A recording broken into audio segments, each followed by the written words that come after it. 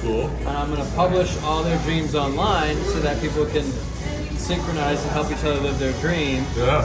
And so I spent 3 years at Burning Man, 85 grand of my own money, building all of that plus a tech platform. Because I realized that YouTube is not designed for that kind of a concept. Yeah. So we built our own social network. I had a CTO who is like bipolar and really hard to work with. And then 4 days before we were about to launch the platform, Burning Man's media director called the art leader at Burning Man and was like, he hasn't signed a contract with us. Like, why are you giving him a grant? Why do you love this guy so much? People were writing articles about us, and they were like, this is the best art piece that's ever been at Burning Man. We're helping the world live their dreams. Yeah. It's a cultural hub of the fucking world. Yeah.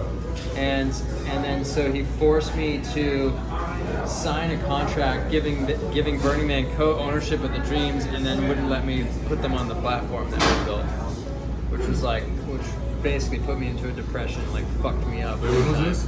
This was in 2013 or no 14. 2014. You signed a contract? Well, they had given me a grant, so I had spent all this money, and they were threatening to take that all away, and I was like, fuck, like. Yeah, but you signed a contract. You said you signed some agreement. They forced you to sign an agreement, but you signed an agreement. Yeah. I'd love to see that agreement. Okay. I mean, it's years old now. No, it doesn't matter. But here's the thing. If you didn't sign the agreement, it was 2013. There ain't shit I could do about it. Well, the funny thing is. But the fact that you signed an agreement, that agreement gives me 10 years. So I want to see that agreement. Oh, we're right there. Absolutely, 100%. Because I have everyone's. In order to leave a dream, they had to put their consent on a form. So I have everyone's, consent. Yeah, sure, absolutely. But I wonder what's in that agreement that you signed, and now they won't let you put it on a platform that you built and put tons of money to an R&D anyways. Yeah. Interesting. And I've got 5 people on my legal team that almost do nothing in between our deals. So maybe. And this is kind of your dream, though. Like, yeah. I mean, I created the infrastructure, like the whole. Wait, do you have a technology platform? I mean, now it was on a mean stack, like it's ancient code. Stack the code. My CTO was like, we kind of. I don't think he. Yeah, I mean, I could talk to him. Now he does like NFT platforms. Sure, and it sits in a library somewhere, I'm sure somewhere. But. Actually, speaking of securities, like I actually want to rebrand NILs.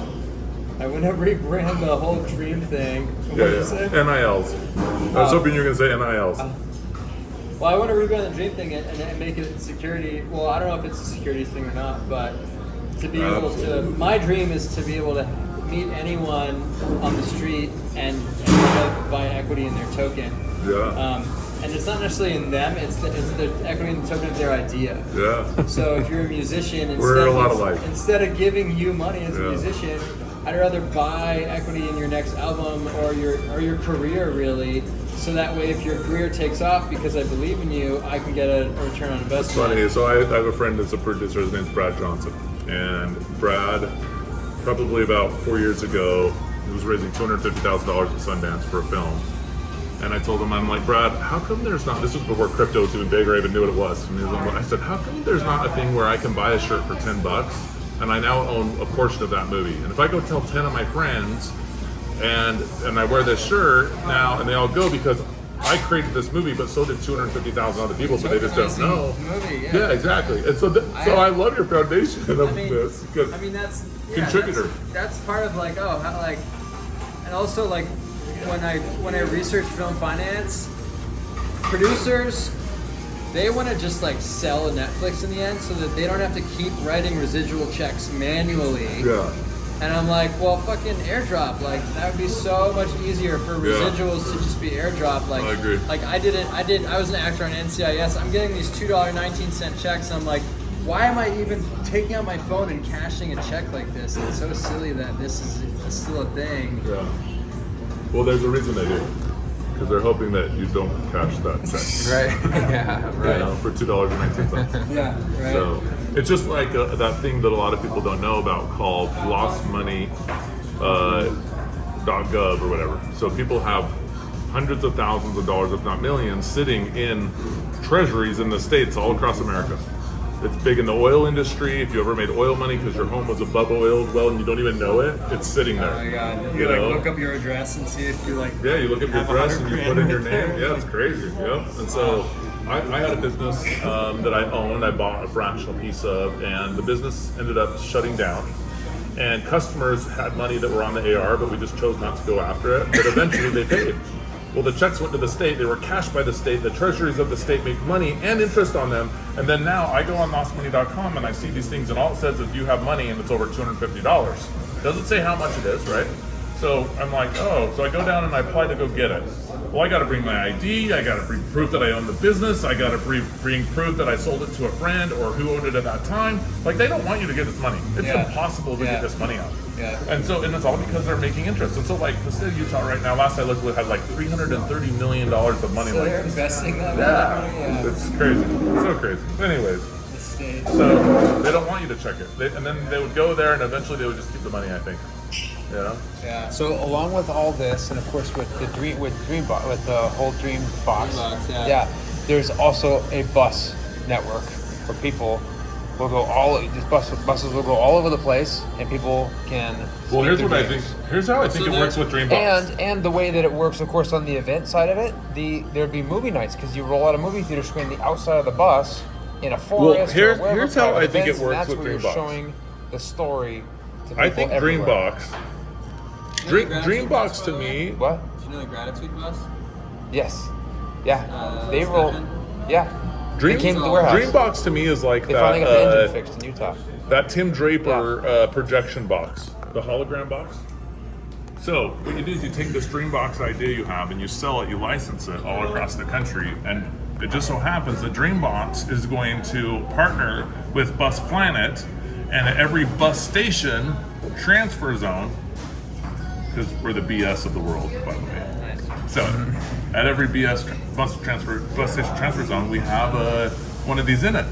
And when you come together for our events, because remember, so you have to go through a process before you get on the bus. This is my belief. And it's an emotional transference circle. It might be the dream box.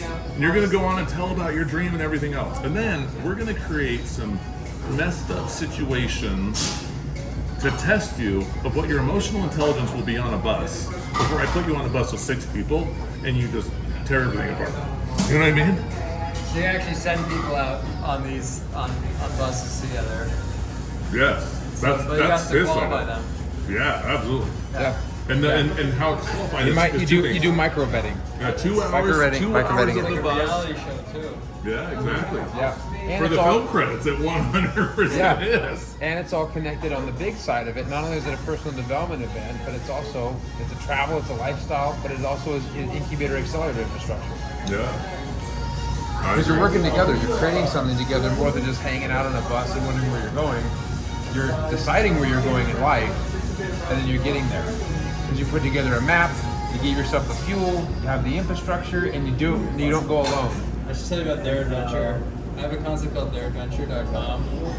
We did 2 seasons, me and a buddy of mine, where we basically had people narrate what we would do, and we pick a country like Spain, and then we had people narrate what we would do in a specific city, whatever, and then we would have to film ourselves doing the narration and edit it together Yeah. and tell a story. So it would basically be like mission based. Yeah. And I had this whole concept where like, oh man, I don't have time, but I wish I could go to Iceland. So let me put some money in, and some kid wants to raise $5,000 to go to Iceland, and I can live vicariously through him. I can tell him exactly what he's gonna do, and he has to go do it. Yeah. So it allows people to basically travel the world for free as long as they film and report and live stream their experience to the financiers who do it. Yeah. And we did it for 2 seasons. We did it in Spain and in Thailand. Yeah. And it was so fucking cool because we would like just going somewhere with no itinerary and having people make your itinerary. We would be like on top of a mountain, and we met these Norwegians who were like, you gotta fly to this like crazy caves and go to this jungle and meet this guy Kajabi and fucking have some of his soup. And we were like, okay, we're gonna film you saying that as if you're the narrator. and then like fuck, we gotta book a flight and like get a bus and like, but it was the most exciting thing ever We should totally do and this. such a fun concept. So we just bought a resort in Haiti. And the way that we bought this resort sounds exactly like what you just said. This guy calls us and said, I got this friend down in Corpus Christi where Christopher Columbus landed and discovered America. She's going to lose her resort. It's on 139 acres of cacao trees or whatever, cacao trees, so chocolate. Cocoa. Yeah. It's cocoa before it cocoa. Cacao is when you Yeah, ferment it. Okay. Yeah. Okay. So chocolate basically, and then it's got this resort. I'll show you a picture of the resort. And they're like, and so she needs $120,000. That's what they told me. And I said, okay, we'll do it. We're going to buy a 10-year contract of the chocolate beans, and we're going to bring down 3 wellness retreat groups of 30 people that are each going to pay about $6,000. $2,000 will go towards the resort. $2,000 will be kept by the people to put together, and $2,000 has to pay for all the expenses to do the whole event for the people. And I said, and we want 50% of the resort, non-controlling interest, limited partners, so 49% technically. And they're like, okay, when can we do this? Literally, it's so crazy. So now you're gonna film what just came together. I've never met these people in my life. It's so crazy. I do know the guy that put it together. His name's Jakes, but I'll show you. This is the resort. Oh, cool. Yeah, and so Where did you say it was? in Haiti. Oh, wow. 13 hours from Port-au-Prince, where the violence is. 13 hours by bus, anyways. How far from the airport? So it's 6 hours from an airport. But here's the thing, right? So that we're gonna fly into the airport on the north that doesn't have any crime. We're then gonna get on a boat and go to Tortuga Island, where they hide the ships underneath the island in Pirates of the Caribbean. We're gonna stay there overnight. We're then gonna go one more day on the boat to where this is at. We're then gonna stay here for 3 days, do the event, and then we're gonna take the boat back, and people are gonna fly home. And we're